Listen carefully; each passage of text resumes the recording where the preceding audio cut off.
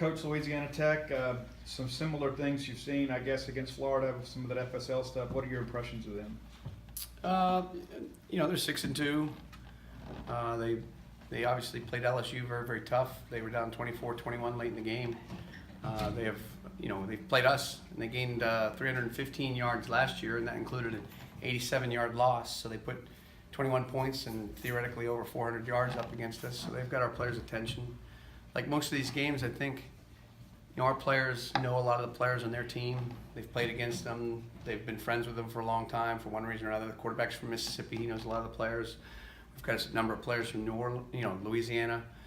So there's relationships, and we certainly expect their best shot. And Coach says it, and we always say it, we're treating it like every other opponent. I mean, they've got a very, very good offense. The quarterback's been very productive.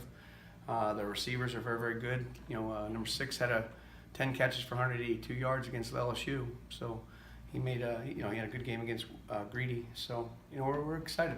We're looking forward to this one. You mentioned last week and repeatedly that turnovers come when you have a lead. And obviously the big turn of the game was you were playing from the lead there. Does it just reinforce what you said? Yeah, and that was a good play by Errol.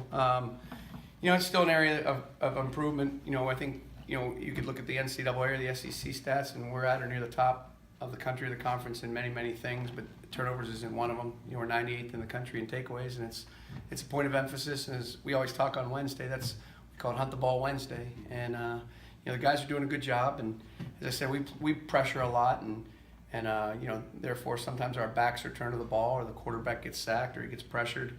But we still, to me, we emphasize, as I told you guys, we emphasize ball securities. We call players on the other team who don't have good ball security known offenders. And this week we have targeted certain players in their team that we think we can take advantage of.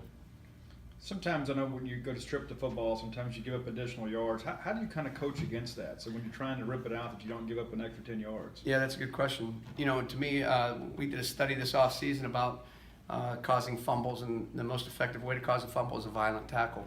It isn't necessarily a strip attempt. We do teach the strip mechanics. Whether it's a ball in the near arm and you do what we call a hammer and rake, or the ball in the forearm, you do a pin and punch.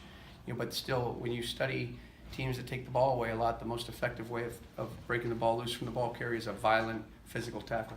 Are you a little surprised at times, considering how hard the defense plays and how violent some of those tackles are, that more balls aren't rolling loose? A little bit. And the ones that are rolling loose aren't bouncing to us for some reason or another, because we do run to the ball pretty well, and we have players around the ball a lot of times. But it's just in that respect, it hasn't really gone our way. But we still got a third of the season left, and like I said, it's not for lack of effort, and it's not for lack of being reinforced in practice, and we just have to do a better job doing that. Now again, I think we've gotten the fumble recovery against Auburn, and we've had an interception in every game except for the Auburn game. So we just got to keep going and keep emphasizing it, and it's going to happen. It is going to happen. I have no doubt about that. I don't want you to help your opposition too much here, but if you were on offense, how would you attack your defense? I'd take a knee 3 times and punt. And that's probably the best thing for them to do, I think. No, I don't know. I mean, I have ideas, but I'd prefer, maybe that's something we could talk about at the end of the year. Gotcha. You mentioned Louisiana Tech's receivers. I think they've got a couple of them who are already about 40 catches or so this season. Mm-hmm. Are they as good as anyone you've seen on film this season? Well, yeah. I mean, they're very, very productive, and they're very, very confident, and they have a nice connection with the quarterback. They've played together for a while. 6 and 9 are really good, and I'm probably missing some of that. I think their skill, usually when you play a Conference USA team, the Conference USA teams don't lack for skill players. Sometimes the difference is on the offensive and defensive line and the depth.